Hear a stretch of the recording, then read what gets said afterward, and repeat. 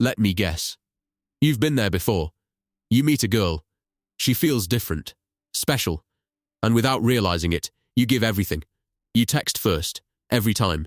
You reply in seconds. You make yourself available around the clock. You think that's what she wants. Consistency, effort, attention. But here's what actually happens inside her mind.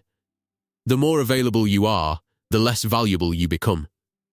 That's not cruel. That's just human psychology. Think about water. You don't think about water until you're thirsty. But the second it's gone, it's all you can think about. You've been giving her so much of yourself. She stopped being thirsty, and she doesn't even know why she's losing interest. She just is. But here's where everything flips. The guy who was always there goes quiet. No explanation. No dramatic exit. No last text. Just silence.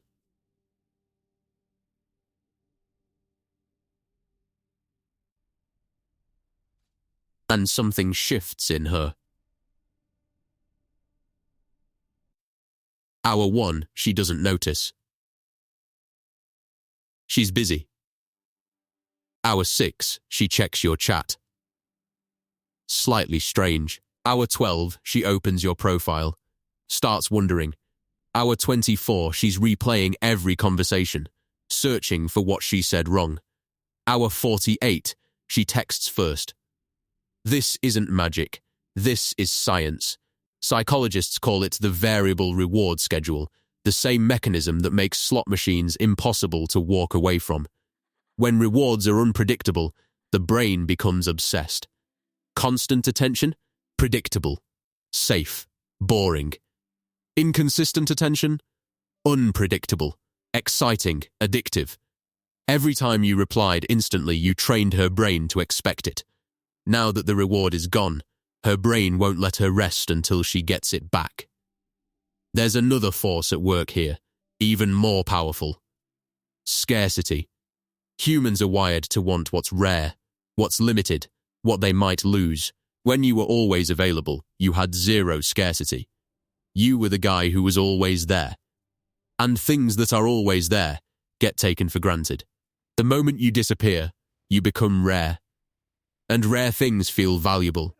Rare things feel worth fighting for. Psychologists have a name for this too. Psychological reactance. When humans feel like something is being taken away, they want it more. Not because it got better, but because it feels like it's disappearing. Your attention was always there. She had it. She owned it. The second it pulled back, her instinct kicked in. Get it back, before it's gone.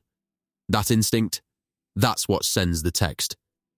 Now before you go silent on every girl you know, listen carefully. There's a right way and a very wrong way to do this. The wrong way? Sitting at home, staring at your phone, deliberately not replying just to manipulate her. That energy is desperate, and desperate people make desperate mistakes. You'll crack. You'll over-explain. You'll send a meme to break the tension. And she'll feel the neediness, even through the screen. Women are wired to detect emotional dishonesty. They feel it before they can name it. Fake silence is worse than no silence at all. The right way? You're not performing silence. You're living it. You're at the gym because you love the grind. You're building something, a business, a skill, a vision for your life. You're with your people, laughing, present, not checking your phone every 10 minutes. You're not ignoring her. You're just not waiting for her. That's the difference between a man with options and a man with obsessions. One pulls people toward him naturally. The other pushes everyone away, trying too hard. Here's what no one tells you about attraction. It's not about techniques. It's not about timers. It's about who you are when no one's watching. A man with purpose doesn't obsess over one woman. A man with direction doesn't sit around waiting to be chosen. A man who genuinely loves his life creates a gravitational pull. People want to be near him. Women want to be chosen by him. Not because he played a game, but because he's worth choosing. So when I say go silent, I'm not saying play hard to get. I'm saying go hard. On yourself. Invest in your body, your mind, your mission. Be so focused on becoming that you naturally become less available, not because you're hiding, but because you're building. And when she reaches out, you respond from a place of fullness, not desperation. That energy? She'll feel it. She'll respect it. She'll want more of it. The most attractive thing a man can do is not need her to complete him. When you're whole on your own, everything changes. She stops being a goal.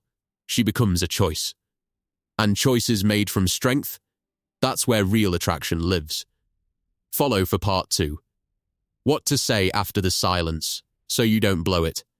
And comment below, how long did your silence last before she texted first?